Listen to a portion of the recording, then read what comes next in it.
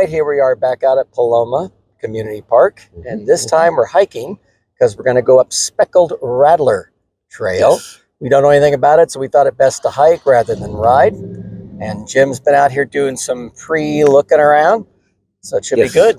Yep. I have a short little map to look at that shows some of the route that I did on a 12-mile ride, and we'll show you what's out there. We'll see. I'll get that map up.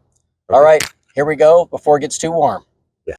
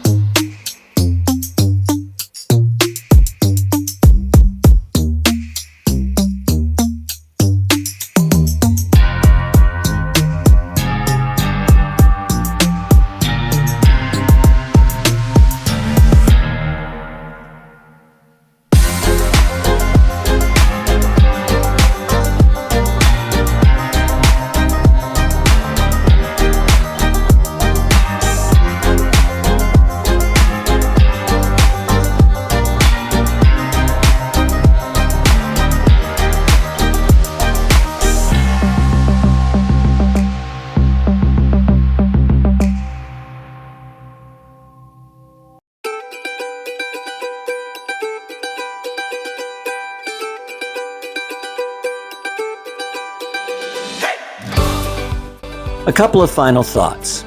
Paloma Community Park is a beautiful public space. There is something for everyone here. However, when you hike the trails in this area, it can be very challenging. There are too few trail markers, and in some sections, the trails are not clearly defined. I'm not sure if they were designed this way or if they've experienced damage from rain and wind over time. Either way, Peoria Park should start over again in some sections to make these trails easier to follow. We do have plans for some of the other trails out here, so please stick with us. Of course, don't forget to subscribe to the channel and like the video so you will be notified when we do the next Peoria Trail. Comment below if you have experienced the challenges of hiking these trails and give us your opinion. Thanks again for watching, and see you in the next one.